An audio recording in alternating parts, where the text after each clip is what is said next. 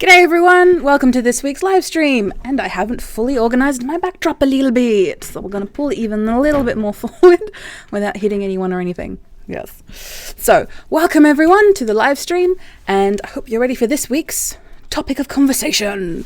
So, especially today we've had a lot of talk, and today for those who want to know, I've just pretty much been sleeping most of today because I haven't felt too well, and because my immune system is bullcrap, I've been, trying to make myself feel better. But we're getting there, and I'm here for you guys on today's live stream. So what we'll be doing today is we're going to talk about where to post your videos. G'day, Jake. So today we'll be talking about actually where to post your videos. So you put all the effort of, setting up the camera, filming it, you're ready to go. You filmed it, you edited it, you made it all pretty, but where do you put it? Do you put it up on YouTube and just let it go and hope that's the best? Or do you put it just on Facebook or Instagram and then that's it? What's the right thing to do in that situation? So today we're going to talk all about the strategy, mainly about your purpose for actually uploading videos. We're going to talk about one of the best places to upload your videos, and of course social media and all the lovely pitfalls. Hey Jake, and all the pitfalls that come along with that. But if you have any questions specifically about video, or even make it nice and specific about today, about where to actually post your videos, feel free to comment below, and I will do my best to answer them.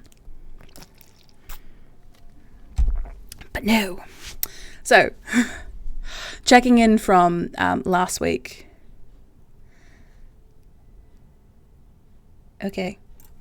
So I'll be checking in from last week. Last week we had our podcast 101 workshop with the great Jürgen Strauss, and it was a really interesting workshop. We had all the people rock up, and we had a really good workshop. We did go a little bit over time, but that's just because it's only, our first go at it, and, we're trying to base off entirely off project of how long thing is going to go for, as opposed to actually how long it actually goes for. So if something does take longer than you think, don't panic, it's okay. And everyone there really enjoyed themselves and really learnt a lot about podcasting and how they could utilize it for themselves. So if you have stumbled onto this live stream because of that workshop, hi, welcome to the crew. And if you have any questions about video and also about podcasting, but the reason I mentioned video is because it's in the name, video confidence coach, but it's okay. But as I said, if you have any questions, feel free to let me know. But we will be talking a lot about where to put your videos and all that type of strategy behind that. Speaking of strategy, I had a member of the Creative Geelong crew, technically yes and technically no, when I say that. So for those who don't know, I'm part of the Creative Geelong area in Geelong. So in Geelong, right out my window here in the studio, there is an atrium, a glass roofed atrium of the Creative Geelong workshop space, a co-working space. We have Genu Gamer, we have a 3D printing workshop space, as well as flattery alterations, and Good Cycles, and a few of the other guys who do great stuff for the community. And we've also recently had Joe who is a camera fixer, that's the best way to put it, camera workshop and fixer, who fixes broken cameras and other devices associated with cameras. And he just recently came in about half an hour before asking for help with creating a YouTube channel, because he has a lot of knowledge, and because he's worked in the industry for so long, he wants to be able to reach out to people and help them, but also not teach them how to do what he does, which I understand for a lot of people in that industry, or people who are in the industries of, the specific technicians. They've worked really hard at learning what they need to learn, and teaching someone else to do it. Yes, it could be rewarding for them to learn how to teach someone else how to do it. It doesn't make sense, for example, a plumber teaching you how to fix a broken S-bend with a 352 pipe, for example. Yes, that could be helpful, but it's always best to get the professionals in. And that's the same thing that I'm probably going to help Joe with, is being able to give him the advice of, hey, giving people, general tips on how to, clean their cameras properly that they can do on their own, or best ways to store it, or other things like that. But making sure it's clear to them that you don't actually try and fix it yourself, bring it to the professionals to get it done for you. And that's the same thing that hopefully that you guys do too, when it comes to anything that you don't want to break, or anything that you don't have the experience of fixing yourself, or don't mind breaking in the process, making sure that you get a professional to help you with that. Because there's been plenty of times, I can definitely attest to myself, there's been plenty of times where I've broken something and I'm thinking, oh, I can fix this. No, you cannot fix this. You did not fix this very well. And then I didn't. I proceeded to break it and everything went wrong from there. But it's all good. We're here. We're here to party. But no, we're 10 minutes into the live stream, and I just wanted to welcome everyone who's come so far, and I want you guys to comment, share, tag, like any of your friends who may be interested in video production or have any questions about video production for their business or for their hobby.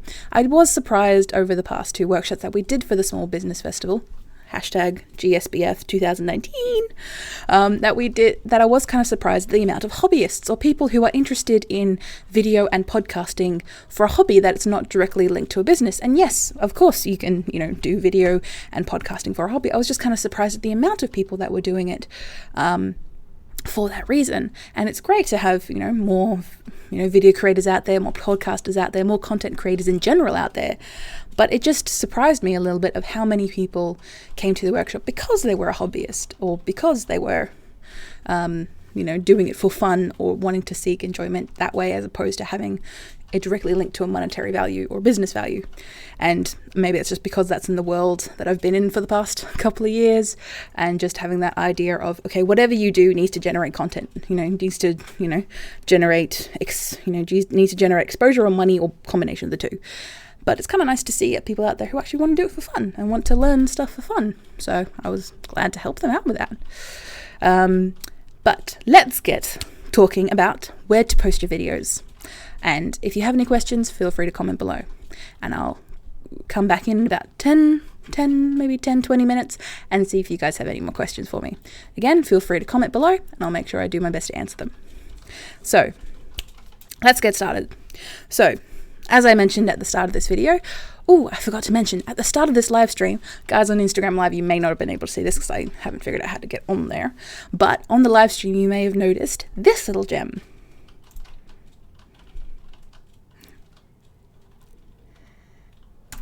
So that little gem is a video intro that my good friend Joel, who is appearing on the Do Video podcast very soon. How do these can release podcast or video? Good question, Jake. I will get to that as soon as I finish of this. So for those on Instagram Live, you won't be able to see this right now, but it is a flickering neon light version of the Video Confidence Coach logo. And Joel, a very good friend of mine, who actually recorded a podcast episode a couple of weeks ago, and it's actually due to go out this Friday, but we're going to see if I actually get that done. Who's actually brilliant at everything from video production as well as 3D rendering and animation, who has been able to put that together for me after a little bit of an interesting Fiverr experience I had recently, and I'll be doing a video story time on that soon to go up on the channel. But I just wanted to give you guys a show because, about 10 minutes before he just went off to have some dinner, and he dropped these files off to me, and I just wanted to quickly put it on the live stream just to say I'm really happy with the stuff that I've gotten off him, and I'll be giving you his details probably very soon. So, looking at my lovely script, but making sure that I answer your question first. So Jake has asked, do these can released as a podcast or a video after the live video so we can re-listen to it? Yes, that is a good question, Jake. So what I think you mean by that question is that are we able to listen to these live streams as afterwards after they've been live? So for example, specifically on Instagram Live, which a couple of you guys are on now, Instagram Live only allows the lives to be available for 24 hours on the platform. And then from there, I can go a couple of different ways. I can upload it again to IGTV, IGTV in 10-minute increments or 10-minute segments if that works best. But personally, I think being able to provide you guys a couple of cut down videos in a live to put on a YouTube social media, then links people back to the podcast is going to be a lot more beneficial to you. So what I'm currently doing at the moment on the Do Video podcast, I will be releasing these weekly live streams as a podcast on the Do Video live stream. I was thinking about having a separate stream for that, but essentially what we're doing here on these live streams is answering questions about video. Fits very well with the theme, pretty much does that, so we're gonna do that. So what I'm gonna do, Jake, is probably within the next week, I'm going to be having these live streams up and available on the podcasting site. So if anyone wants to download or listen to these live streams and aren't able to do it on a Tuesday night for whatever time zone, or if you're unable to actually do it at the time, you can then listen to them in a podcast form, probably uploaded the next day. Or because technically my weekends are Wednesdays and Thursdays, probably on the Friday. We'll see how we go about that. But this week is definitely not my week. But what I'll also be doing is naturally on YouTube, Mixer, and Twitch. Ooh, that's already cut out for me. Ooh, I think we're back.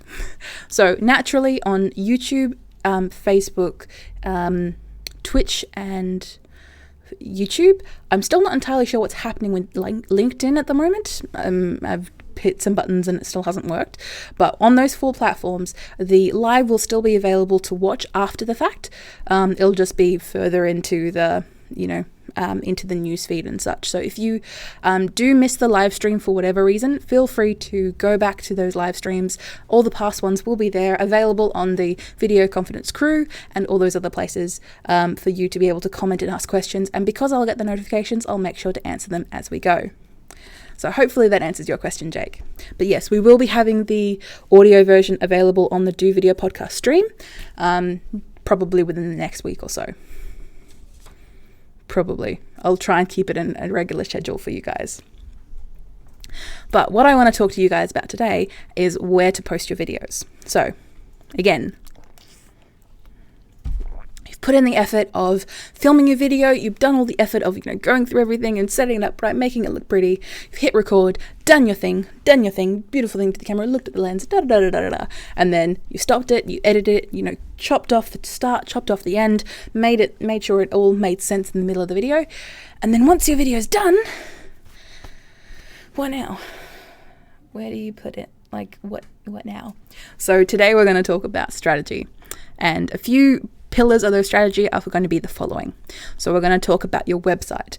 And again, Video Confidence Coach, we like to mainly focus on business owners, but this also works well for people with a hobby or anyone who wants to get found with their video content. We're going to talk about putting your videos for your website and how to go about doing that. We're going to talk about YouTube, the second biggest search engine platform around, second only to Google, which Google owns YouTube. So we're going to talk about all that mishy-mashy.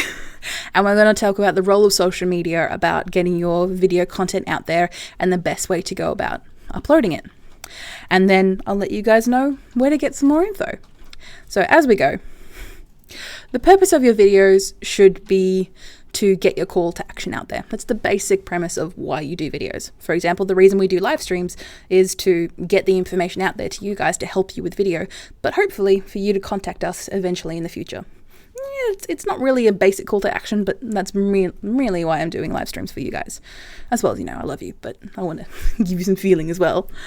And the reason that you want to do videos is because you want to be able to, help people and, serve them in some way, but also get them to contact you or to come back to you at some point to pay for your service or reach out to you to get help or hopefully buy a product from you or buy a service from you. Whatever hopefully you're asking them to do, they will do eventually. They might not do on the first video that they see of yours, maybe not the second or third or fourth, but probably by watching your content consistently over a however long period of time, they'll get to know you, they get to know your brand, and they get to know what you can offer people. So say, for example, there's plenty of people who have outreach to me because one of the viewers or people who have watched me online has said, oh, this person's really good, you should go see them, here are their details. Now, I've never met this person. I've never met this, person who's watching me on the live streams or who's watching my videos. I've never personally met them, but because they've watched my content consistently on a week-to-week basis, I will be getting back into regular videos when I'm not sick. But once I get back into regular videos again, people have seen me and they've connected to me on an emotional level to the point where they trust me. And they know to refer me to their friends or their family because they know I can help them. And if I can't help them in whatever way that is, I can point them in the direction of how they can. Say, for example, I got an email early last week where a woman had found my email address through my business that I had recently closed. And she says, hey, I'm looking for someone to help me with my daughter's showreel. I've seen some of your stuff online, wondering if you can help. And I could have as easily, as a business owner, sent her a quick email back just saying, hey, we're closed up. Sorry, can't help you there. But instead, what I did was I said that in the first sentence, just, hey, just to let you know, unfortunately, we are officially closed, that we can't help you with that. But what we can do is provide you with people that we've worked for in the past that can help you with showreels. And specifically in Geelong, Grace Studios. I gave her a couple of individual videographers who have had, work with short films and who've worked specifically with actors in the past to create showreels and all this stuff. And I could have, easily not done that. But what I did is I sent her those details. And then she, immediately within like the next half hour sent me an email saying, thank you so much. This is so helpful. Wish you all the best. And I'll make sure to, I let her know that, we're doing Video Confidence Coach now. And she said, I'll make sure to send people your way for when they need, video strategy. And I did that all because, yes, I didn't get specifically any money out of that transaction, but I gained her trust by helping her. And that's the same thing that you guys should be doing with your content and with your videos, with your blogs, with your podcasts, whatever you do. That's the reason why you're creating it. And that's hopefully should be one of the motivating factors as to why you should be doing videos. And if it's like for your ego or for any particular other reason, it may not be able to stand the test of time compared to other reasons. Yes, you could do it because I love myself and people should love me too. I mean, you can, but that's not really a strong motivating factor. You could do it because I'm going to make a crap ton of money. Yeah. And again, I don't feel like that's one of the things that you're going to get from doing video. The people that do make a lot of money from video are in different fields. They've done, multiple years of doing videos, and they've also been able to work it within their businesses on as one pillar of what they do to contribute to their customers. So you might need a bit of time for that, just saying. But the reason I'm kind of snaking around that point is because you got to find what works for you in regards to content creation and a schedule, but you also got to find of where the perfect place is for you to upload your videos. Now, a lot of people and a lot of business professionals do recommend that you pick with one platform and stick to it, and that's where you stay. Now, the reason I do give that advice to people who are a little bit way through their video career or people who are, a fair way into actually doing their stuff. But the reason that I don't recommend that to people who are just starting out with video or starting out with video strategy, content strategy, what have you, is because you don't know where your customers are. You can make very good calculations and good predictions as to where your customers are. But if you don't know, you maybe have a Facebook page, an Instagram account, and a few other places like a YouTube channel and stuff. But if you're not trying very hard on those platforms, how will you know which one is giving you the most reach and benefit? And then from there, which one is going to give you the most bang for your buck? The most viewers, the most interaction, the most comments, the most likes, shares, what have you. And what you need to do, especially when you're starting out, is to make sure that you give the same amount of love to all of those different platforms to see which one works for you. For me, I have a tendency of favoring platforms as opposed to leaving ones especially in the dust. But say, for example, for me and Twitter, I do have a Twitter account. All my content automatically goes out to Twitter. If I post it on Instagram, it does go to Twitter as well. I just don't personally use Twitter because I'm not part of the culture. I didn't grow up using it, and personally I don't find it that fulfilling, and because it is mainly text-based. Of course, there is videos and image content in there, and because of my dyslexia, it just hurts my brain, even though, of course, other social medias have plenty of other, words and pieces of, written context and text. But I just have a tendency of staying away Twitter because that's what it's mainly built on foundationally. And as some of you may know, there's a very large community in Twitter and around Twitter, and there's some politics that I don't want to get into and I don't even want to touch okay. So personally, like my business does have a presence on Twitter. I do go into Twitter maybe once a week to check if I've got any messages, retweets or such. But personally, I don't put a lot of my effort into Twitter. I'm there on the platform, but I don't put a whole lot of effort into my business in that, just because personally I don't like being on Twitter and I don't want to do that. And that's the same thing for you guys. If you don't enjoy being on a platform, then it's probably, unless your customers are, say for example, young teenagers, I would be hesitant in thinking that young teenagers are the ones that are actually making decisions to buy your products. But if young teenagers are the one that are using your audience, using something like TikTok or Snapchat is going to make a lot more sense for you. Even though you might not personally be into it, pay someone who can create content for you on a regular basis using that platform. But I digress. So what we're going to focus on now is talking about your website. So when I say your website, yes, when you create a website, it's a great place to put all your stuff online. Google finds you. People can Google and find your stuff online. And the reason that you'd want to have a website as your first port of call is because you own your website. And when I say you own your website, yes, you pay the hosting platforms to hold your website, and you host the whatever platforms to actually help you build it, what have you. But you actually control it. You control what goes on it and what comes off it. You can control what words are being used, and you aren't immediately going to diminish your traffic in any way because it's your stuff. You don't want to diminish your traffic in any way. So that's one of the best things about using websites. The reason I digress from people from jumping on social media straight away is because social media, yes, it's where all the people are and where the audience is, but they also control your content as well. And for those who have been on Facebook for any amount of time, you may have noticed that you get these like boosted posts or emails from Facebook saying, hey, this post is doing 80% better than your other posts. Why don't you boost it by $3 or $4 to reach X amount of people? And that's just an automated post.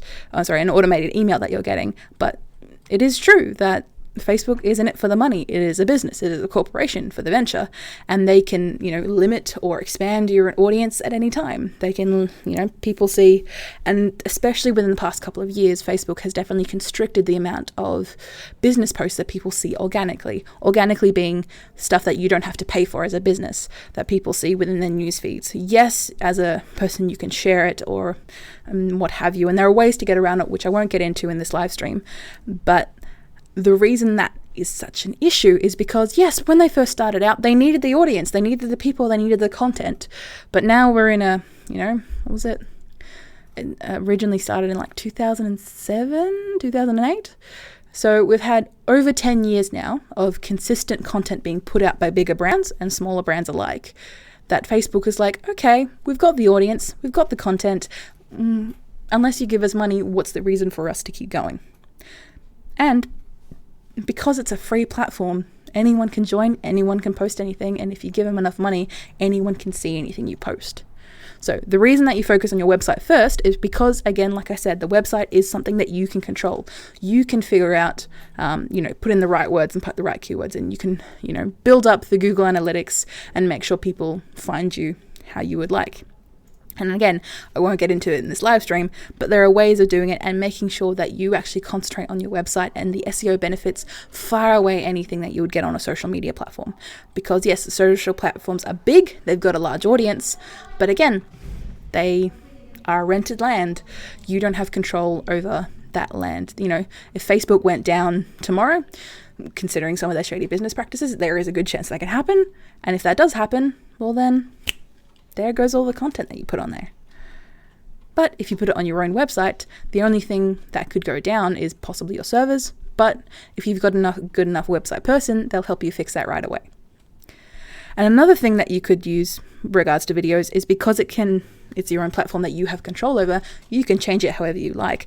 But because it's your site, you have the ability to connect it and lay it out like your customer would like. So say, for example, if your customers, like I said before, if your customer's a younger person, they probably want a website that has mobile functionality, front and foremost. And I'd probably recommend that for anyone, because most of the time people are using their mobile phones to check out a website unless they're on their office looking at a desktop screen. But if you prioritize mobile over desktop, you have the ability to do that, again, because it's your website. You can make the decisions. And because it's on a mobile website, you're able to make decisions that would help benefit you and your content as well as your business. So the reason that I had this little spiel about videos on websites is because, like I said, you have control over that website and uploading your videos to websites. Now, you can do this multiple different ways, but the two most popular ways of doing it is having either embedded into your website using a player like Wistia or Vimeo, paid Vimeo service. Sorry, not Vimeo. Vidme? One of those things. It's a paid, almost like a paid YouTube type thing, but instead of YouTube, which would be my second option, instead of people being able to access your content wherever because it's on the YouTube algorithm, and the only way that people can access it is actually playing the YouTube player, is that people can click on it and you can make it private. The people that'll only see it are the ones that are on the website, and you have a lot more functionality in regards to how the player works and how it controls. So Wistia is one thing to check out for that, but you don't have to upload all of your content that way. You can upload your content to YouTube, which is my second point, and then link it and put an embedded file. So an embedded file is where the video is actually inside the web page, and then people click it to watch the video. But along that, you would have a blog post or a transcription of what was said in the video that Google, the robots that Google uses, can actually read and go, okay, this is what this is about. If someone wants to learn about, how to make homemade chocolate, and you are a chocolate selling company, for example. Okay, maybe having a video on YouTube is great, and having all those, written details and the captions, great stuff. But if you have it on your website with corresponding information as to, okay, here's a recipe that goes along with the video. Here are details on where to find the best chocolate. Wink, wink, nudge, nudge, buy our chocolate. And, all the detailed links on where to find other pieces of content that could help them and all these other things. Because it's human driven, these powerful AIs and algorithms, yes, they are robots, but they're built to service us. They're built to help us.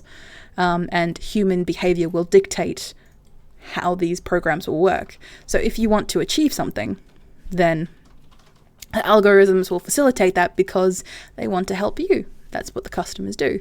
And if, as Google, as a large company like that, if Google helps you achieve something, you're most likely to go back and figure out a way to achieve it again using Google because of reasons. Yeah. Like, seriously, who says, let's Bing it? I promise I'm not casting shade. I promise. So that was where, when you do a video strategy, you would automatically think about putting your video on a website. So that's the first thing that you would do. Now, I'm going to take a little break before we go on to our next points about YouTube and social media and so forth to talk about cool stuff that's been happening on Video Confidence Coach. Oh, sorry, old. I'm very, very old, and I'm going to see if you guys have any particular questions that I may have missed out on or anything like that. And also going to check my notes to make sure I'm actually following them correctly. Yeah, I'm going through all my notes and we're all good to go. Thank you, Leanne. Thank you for the like. And one thing that I will remember to do, yes, probably got a bit too much headroom today, but we're not going to fix it because I've already done all the work. But yes, for Video Confidence Coach, we finished off our Geelong Small Business Festival 2019 workshops. We had two. We had Video Made Easy week before last week, we had Video Made Easy on the Thursday, and then on the Wednesday after that, last week, we had the Podcasting 101 workshop, which I will be putting together those video files together for people to watch for those who actually attended the workshop and wanted to be able to consume that content later. And I will be doing that soon, and that's why we're here. And the workshops went really well. Everyone really enjoyed themselves. G'day, Joel. Everyone really enjoyed themselves and felt like they actually learnt a lot, and there was a lot of questions asked, which I will be using those ones in future content where we're answering specific questions. And that's the point of creating video content, is being able to use it in the future in your future content and being able to create that mill. Going through my content that I've previously recorded, I've actually got plenty of stuff to be able to post like every day for the rest of this year. But I'm currently working on a schedule and being able to put that out in a timely manner that makes sense for you guys. So I'm not overwhelming you guys with content, but being able to actually answer poignant questions that are not just, how do I do this? Or how do I do that? Like the actual answers to questions that people have. But in regards to the Video Confidence Coach, we're going great. I'm currently seeking the services of some coaching myself, so I'm able to work a little more freely at my business and a lot more straightforward at my business than I probably would have at the past, now that I have a bit of guidance and a little bit of an idea of, okay, where are we going? What are we doing? Okay, cool. That's going to be a lot better for me. And hopefully you guys too, because I'll actually have an idea of what I'm doing.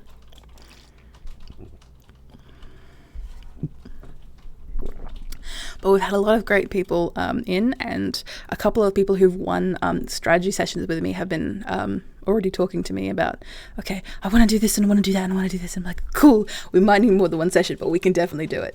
So helping put that together and making it nice and straightforward for those guys.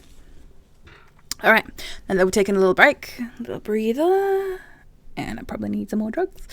We're going to talk about YouTube specifically.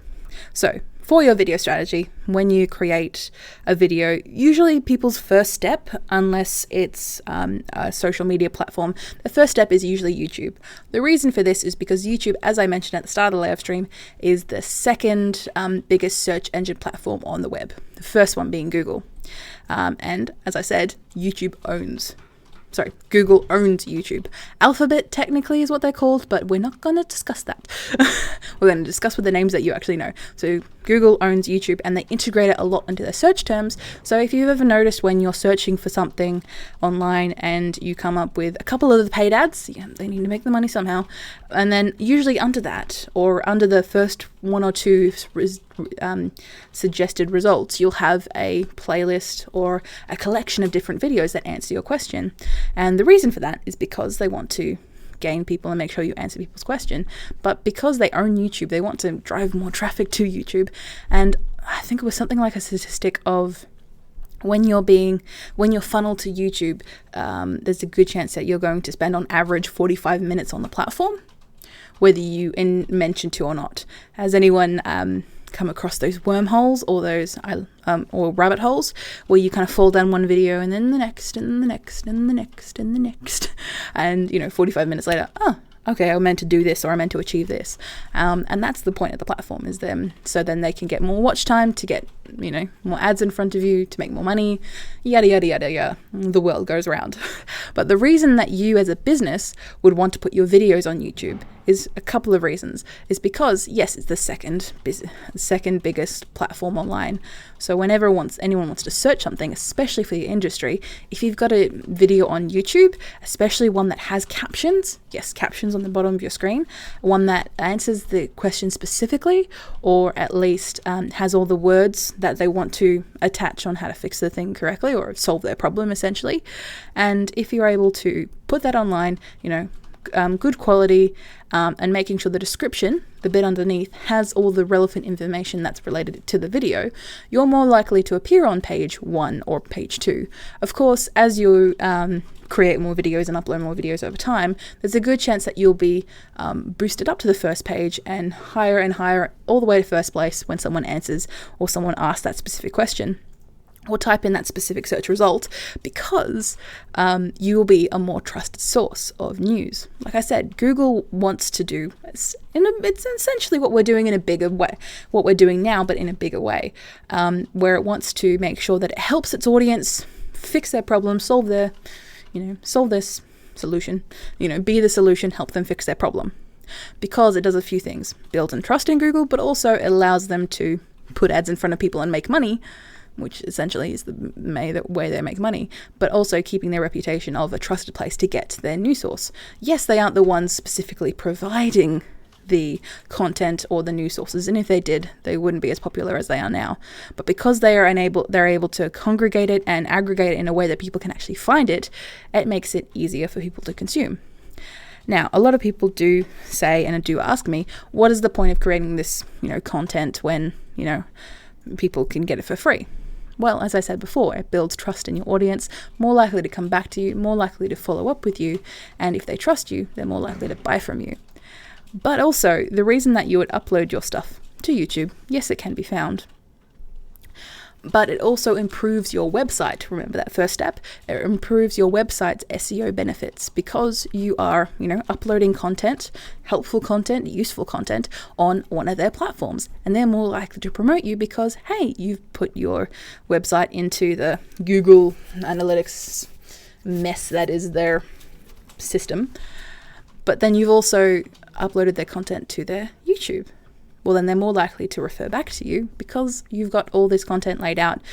People are going to watch your content and hopefully get something useful out of it.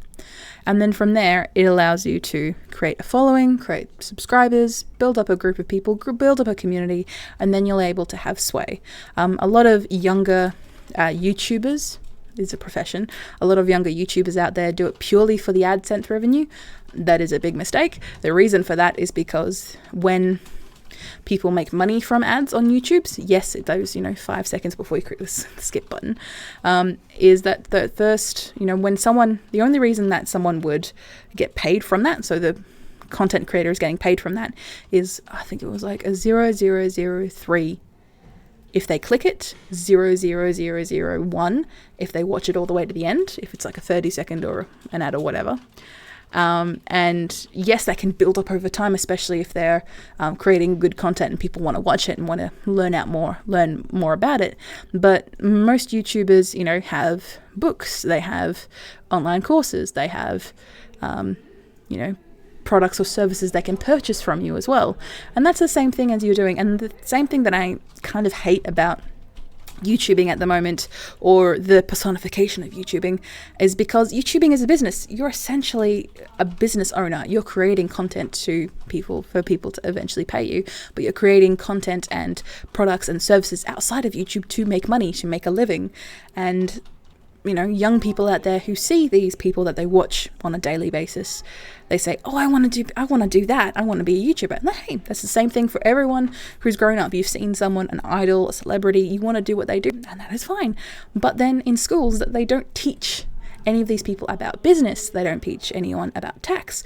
And you'll see in the future podcast that with me and Joel that we'll discuss a little bit about that in the Australian education system when it comes to anything involving tax or banks or money. And we have a little bit of a thing to say about that. But the idea, a little rant on the side that I'm getting to, is that kids should be taught about business owner. And because most of us from I think it was like Gen Y, which is my generation. I'm on the cusp of. That Generation Y is going to be the first generation that is not going to have lifer jobs. So lifer jobs are people that, your father would go down to the factory and work in the factory all his life, get a retirement at 65, off he pop, enjoy his retirement, die in 10 to 15 years. Now, because of how society has progressed, most of us aren't going to die until the age of 90. And for people at my age, we're probably not going to die until the age of 100.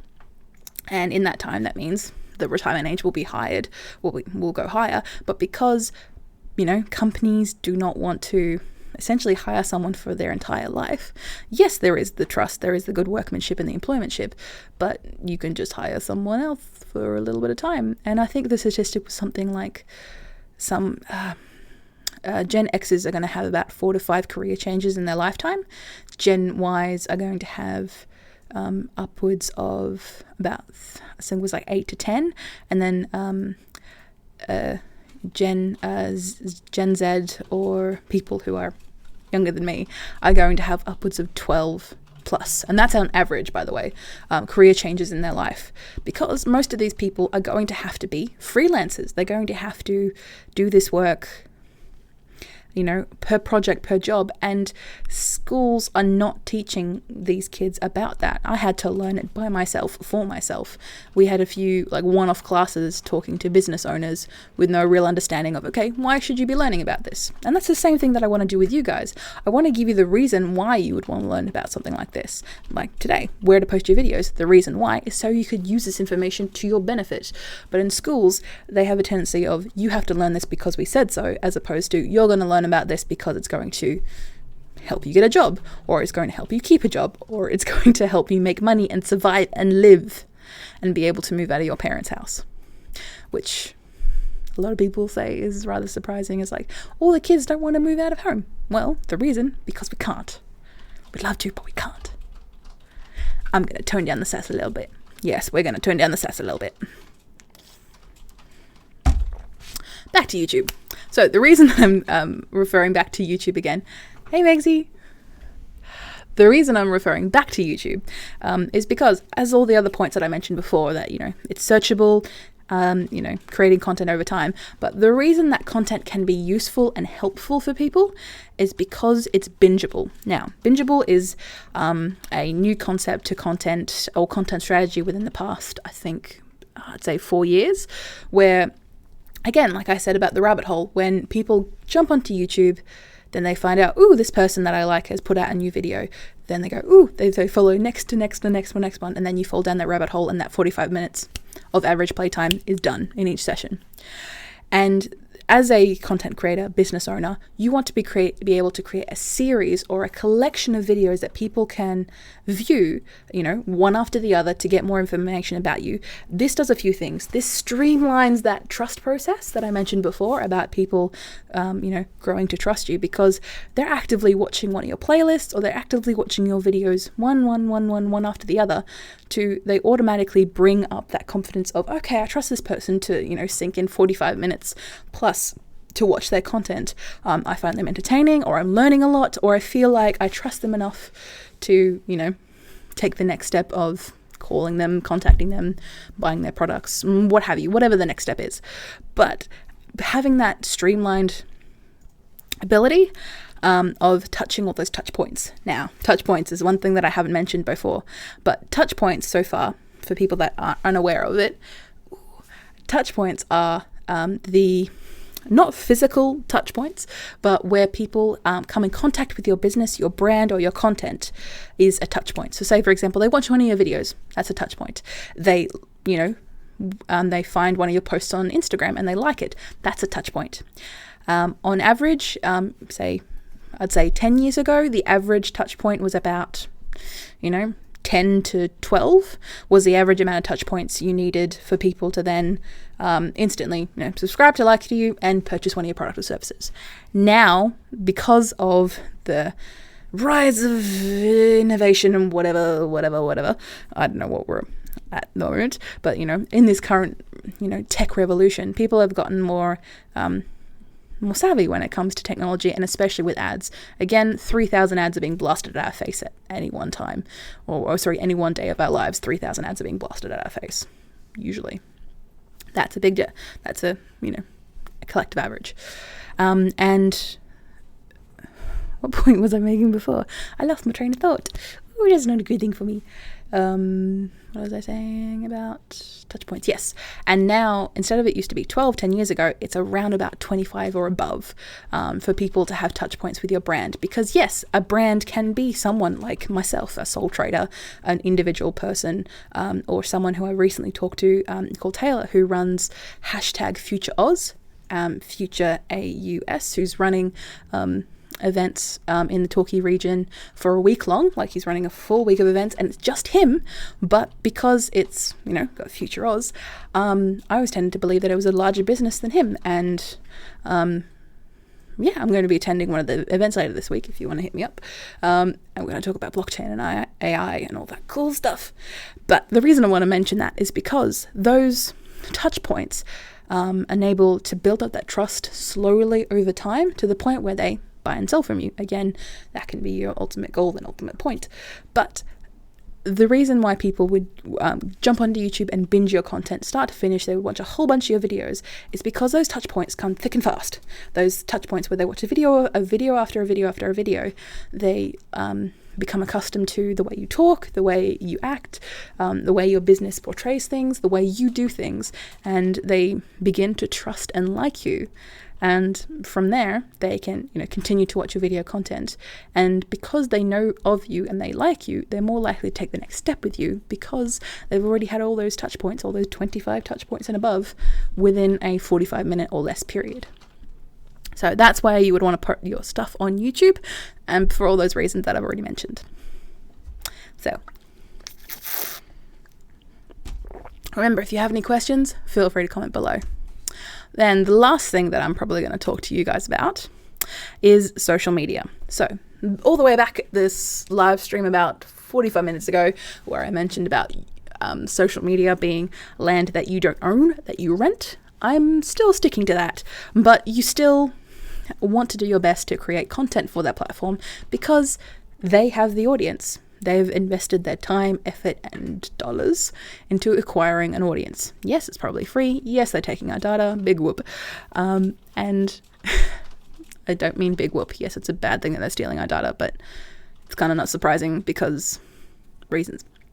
We're not going to get into that in this live stream. But again, with social media, you can use it as a way to get people to your website and to social media. The reason social media is my third point along the strategy so far is website, your main thing. Like I said, it's your own land, you own it, you own your little space on the web, you can control it, you can do everything from there. YouTube, again, owned by Google, has a couple of parameters, but again, it's great for SEO, it's a great place. Great place for SEO and all that stuff. Social media is a third one down because again, it's a rented land that you don't own, but you can post a snippet of your video or a short section of your video that really gets people interested and takes them to your website, takes them to YouTube, what have you. And the reason that this is most effective is because it allows you to control the flow of people, but it allows you to build up that audience in a small, area like a Facebook post or an Instagram feed, an Instagram post, which is only, for videos, it's only 60 seconds long or less, and you are constrained within either a square or a little squished up thing, compared to Facebook where you can do a vertical video. Again, I'm not going to get into that in this live stream, but the reason I mention that is because the audience is there, and usually people scrolling on Facebook, scrolling on Instagram, Twitter, Pinterest, what have you, are there because they want to fill in time. They're there waiting, they're waiting for their kids to get out of school. They're waiting for a meeting to start. They're waiting for an appointment. They're, on the train, on the bus, on the subway, wherever they are. People are using social media to fill in time. And yes, some people use it a hell of a lot more than others, and that can be a case of addiction. But again, we're not going to get into that today. But the reason I bring that up is because you want to be able to create content that gives people a little snippet and gives them the idea of, okay, what do I need next? Ooh, that really got my attention. Okay, I can jump to, the web page or the YouTube. And then from there, they can do a few things. There's been plenty of places where I found a video, ooh, that really intrigued me. I jumped to it and I got to their website, and my boss came or what have you. And then all I did was I signed up to their email newsletter because they really engage me, they really interest me, and then I can get their content later. Again, circle of life, circle of content, always useful. And because you're using what you have, as opposed to posting the whole video on YouTube or the whole video on, not YouTube, words, as opposed to posting the whole video on Facebook or the whole video on Instagram, which, unless you're doing a video that's under 60 seconds long, you can't do anyway. But instead of doing that, you're linking people to the places that you want to go, boosts up traffic, gives, Google and YouTube the idea of, hey, this thing is popular, let's send more people to it. It gives them that full cycle and gives you the ability to control how people find you and how people see you. And because you've got those, quick 30-second, 15-second, what have you, I highly recommend putting captions on those videos. Again, you would have to do this via different apps or via Premiere Pro or what have you. But the reason that is helpful is because 85% of people who are using Facebook or what have you on their phones do it without the sound on. Again, you are waiting to pick up your kids, you're on the train or what have you. And some people don't always have headphones. So playing a video, yes, they can see your face, they can see what you're doing, or they can see whatever you're trying to show them. But unless you have captions on the video, they're not going to understand what you're saying. And that's another tip. And I do have plenty of videos on that on my YouTube channel. What a surprise. And then from there, as I've said, you can prompt viewers to go to the next step. If they were engaged by your video, they would go to your YouTube channel. They would go to your YouTube, and they would go to your website. They would prompt them to do something about it. And if they didn't find it interesting, they would move on. They would keep scrolling, as they probably would do anyway. But being able to stop them in their tracks and help them, solve a problem that they didn't realize they had, but cutting it off at a point that makes sense, it's going to move them to the next step without them even realizing it. But the one thing that I probably will recommend for you guys is when creating content, always try and do tailored endings. So when I say tailored endings, is at the ending of a video, say for example, if anyone's watched any YouTube videos, you would have a tailored ending where at the end of your video you say, hey, make sure you subscribe to our channel and make sure you like our video and make sure you hit that subscribe button and click the bell and make sure you set it to all notifications. That would be a specifically YouTube ending or a YouTube tailored ending that if you would post that same video on Facebook, it wouldn't make a whole lot of sense. The audience would be able to tell that it wasn't for them, that it was for people on YouTube. Again, it's at the end of the video, so probably a lot of people won't be able to tell. But again, depends on what type of content that you're doing. For those who may not be initiated, there are the different types of content between evergreen and flash. Let's go back. Evergreen content is where content that is supposed to last you a long time or is going to be relevant for the people watching for the next 6 months, 2 years, 5 years, what have you. The content isn't going to really change unless there are any big industry changes, the world blows up, what have you. Flash content is content that's only going to last an hour, a day, 2 days in relevancy before it becomes not entirely obsolete, but, loses its mojo, and it's kind of clear that, next week it's going to be like, oh, you're talking about that. It's a bit of a dated reference. Yes. So when it comes to evergreen content, especially if you're putting out one video, every 2 weeks or one video every month, being able to milk that content for all you have and having those tailored endings where you say, hey, make sure you like our Facebook page and share this video with your friends, or on Instagram, double tap and comment below. What have you. Having different tailored videos at the end, you can easily do that by editing the video and leaving the end clear so you can put in whichever ending you so fit that you need. But the reason that you would do that is because people who are watching that content get to the end of the content and you prompted them to do something with the call to action, like I'll be giving to you guys at the end of tonight's live stream. Being able to have that at the end of your live stream makes it clear that, hey, this was for me, my viewing pleasure, and because I'm on Instagram, the action of double tapping and commenting below is something that I would do because it's my platform and what I would actually do on the platform. So that's one thing that I'd recommend for anything for content that is going to last a long time, but content that you're really investing in. So after today, hopefully you've got an idea of where to put your videos, or at least a beginning idea of where to put your videos when creating them for online. Make sure going through the 3 tiers of aiming for your website first, YouTube, and then social media. Try not to create content specifically or only for social media because you're not going to have a whole lot of traction. And because the newsfeed is always regenerating and always keeps going, unless you're creating some mind-blowing content. Again, you probably could, but unless you're creating consistent mind-blowing content, being able to have stuff show up on Instagram and Facebook day after day for people to watch isn't always going to be the case. YouTube, again, has a whole lot of content being uploaded over a period of time, like a lot of content, something like 200 minutes every second. So yes, you've got a lot of stuff to compete against, but again, your website, your place, your little country, your little piece of land that you can dictate what goes where and how things are found. So hopefully you've learned a lot from today's live stream.